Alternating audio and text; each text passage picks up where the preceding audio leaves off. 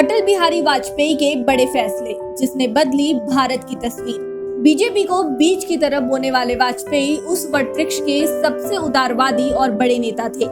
वह 3 बार प्रधानमंत्री बने और अपने फैसलों से सभी को चौंका दिया। अटल बिहारी वाजपेयी के कई ऐसे फैसले हैं जो देश हमेशा याद करेगा। अटल बिहारी वाजपेयी पहली बार सिर्फ 13 दिन, दूसरी बार सिर्फ 13 महीने के लिए प्रधानमंत्री बने थे। तीसरी बार साल 1999 में देश ने बागडोर एक बार फिर उनके हाथ में सौंपी और इस बार उन्होंने अपना कार्यकाल पूरा किया। इस दौरान वाजपेयी ने कई ऐसे अहम फैसले लिए जो देश के लिए मील का पत्थर साबित हुआ। उनके फैसले आज भी याद किए जाते हैं। देखिए रिपोर्ट। स्वर्णिम चतुर्भुज सड़क परियोजना। पूर्व प्रधानमंत्री अटल बिहारी वाजपेयी ने देश को एक सूत्र में पिरोने के लिए सड़कों का जाल बिछाने का अहम फैसला लिया था, जिसे स्वर्णिम चतुर्भुज सड़क परियोजना नाम दिया गया था। उन्होंने चेन्नई, कोलकाता, दिल्ली और मुंबई को जोड़ने के लिए स्वर्णिम चतुर्भुज सड़क परियोजना लागू की, जिसके लाभ आज पूरे देश को मिल रहा है। बड़े महानगरों के अलावा ग्रामीण इलाकों के लिए प्रधानमंत्री ग्रामीण सड़क योजना लागू की। इस योजना के जरिए सभी गांवों में अच्छी सड़क पहुंची और वह भी शहरों से जुड़ सके, जिससे वहां यातायात सुगम हुआ और व्यापार के अच्छे अवसर मिले। अब बात करते हैं नई दूरसंचार नीति लागू की। देश में दूरसंचार क्रांति लाने का श्रेय अटल बिहारी वाजपेयी को ही जाता है। वाजपेयी सरकार ने 1999 में BSNL के एकाधिकार को खत्म करते हुए नई टेलीकॉम नीति लागू की, जिसके जरिए लोगों को सस्ती कॉल दरें मिली और मोबाइल का चलन बढ़ा। इस फैसले के बाद तमाम टेलीकॉम ऑपरेटर्स ने मोबाइल सर्विस शुरू की। अब बात करते हैं सर्व शिक्षा अभियान की। स्कूल चले हम आज भी लोगों के जहन में है। यह लाइन बच्चों से लेकर हर एक की जुबान पर चढ़ गया था। 6 से 14 साल के बच्चों को मुफ्त शिक्षा देने का अभियान अटल बिहारी वाजपेयी के कार्यकाल में ही शुरू किया गया था। 2000 से 2001 में उन्होंने यह अभियान चलाया। इस अभियान से न सिर्फ शिक्षा दर में बढ़ोतरी हुई, बल्कि बड़ी संख्या में पढ़ाई छोड़ चुके बच्चे फिर से स्कूल जाने लगे। अब बात करते हैं लाहौर बस सेवा की शुरुआत। अटल बिहारी वाजपेयी हमेशा पाकिस्तान से बेहतर रिश्ते की बात करते थे। उन्होंने पहल करते हुए दोनों देशों के बीच रिश्ते सुधारने की दिशा में काम किया। अटल बिहारी वाजपेयी के ही कार्यकाल में फरवरी 1999 में दिल्ली लाहौर बस सेवा की शुरुआत हुई थी। पहली बस सेवा से वाजपेयी खुद लाहौर गए और पाकिस्तानी प्रधानमंत्री नवाज शरीफ के साथ मिलकर लाहौर दस्तावेज पर हस्ताक्षर किए। पोखरण का परीक्षण। पूर्व प्रधानमंत्री अटल बिहारी वाजपेयी का मानना था कि हमें हमारी सुरक्षा का पूरा अधिकार है। इसी के तहत मई 1998 में भारत ने पोखरण में परमाणु परीक्षण किया था।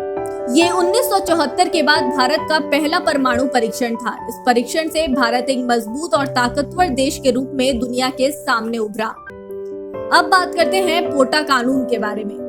प्रधानमंत्री के तौर पर यह वाजपेयी के पूर्ण कार्यकाल का दौर था, जब 13 दिसंबर 2001 को 5 चरमपंथियों ने भारतीय संसद पर हमला कर दिया।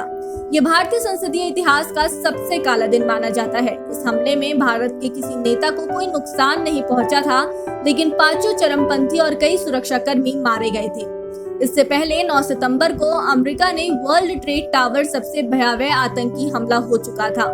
इन सबको देखते हुए आंतरिक सुरक्षा के लिए सख्त कानून बनाने की मांग जोर पकड़ने लगी थी और वाजपेयी सरकार ने पोटा कानून बनाया। यह बेहद सख्त आतंकवाद निरोधी कानून था, जिसे 1995 के टाडा कानून के मुकाबले बेहद कड़ा माना गया था। हालांकि इस कानून के बनने के बाद ही इसको लेकर आलोचनाओं का दौर शुरू हो गया कि इसके जरिए सरकार विरोधियों को निशाना बना रही है। महज 2 साल के अंदर इस कानून के तहत 800 लोगों को गिरफ्तार किया गया और करीब 4000 लोगों पर मुकदमा दर्ज किया गया। तमिलनाडु में AMDMK नेता वाइको को भी पोटा कानून के तहत गिरफ्तार किया गया था। अब बात करते हैं जातिवार जनगणना पर रोक। 1999 में अटल बिहारी वाजपेयी सरकार के बनने से पहले HD देवगौड़ा सरकार ने जातिवार जनगणना कराने को मंजूरी दे दी थी, जिसके चलते 2001 में जातिगत जनगणना होनी थी। मंडल कमीशन के प्रावधानों को लागू करने के बाद देश में पहली बार जनगणना 2001 में हुई थी। ऐसे मंडल कमीशन के प्रावधानों को ठीक ढंग से लागू किया जा रहा है या नहीं, इसे देखने के लिए जातिगत जनगणना कराए जाने की मांग जोर पकड़ रही थी। न्यायिक प्रणाली की ओर से बार बार तथ्यात्मक आंकड़ों को जुटाने की बात कही जा रही थी ताकि कोई ठोस कार्य प्रणाली बनाई जा सके। तत्कालीन रजिस्ट्रार जनरल ने भी जातिगत जनगणना को मंजूरी दे दी थी, लेकिन वाजपेयी सरकार ने इस फैसले को पलट दिया, जिसके चलते जातिवाद जनगणना नहीं हो पाई। इसको लेकर समाज का बहुजन तबका और उसके नेता वाजपेयी की आलोचना करते रहे। उनके मुताबिक वाजपेयी के फैसले से आबादी के हिसाब से हक की मुहिम को धक्का पहुंचा। अब बात करते हैं राज्य धर्म का पालन। हर प्रधानमंत्री की तरह वाजपेयी के फैसलों को अच्छे और खराब की कसौटी पर कसा जाता रहा है, लेकिन गुजरात में 2002 में हुए दंगे के दौरान एक सप्ताह तक उनकी चुप्पी को लेकर वाजपेयी की सबसे ज्यादा आलोचना होती है।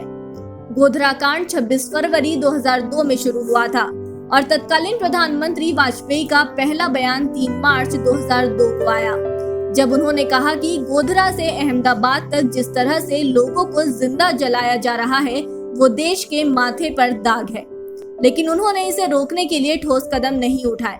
करीब 1 महीने बाद 4 अप्रैल 2002 को वाजपेयी अहमदाबाद गए और वहां वाजपेयी बोले भी तो केवल इतना ही कहा कि मोदी को राज्य धर्म का पालन करना चाहिए।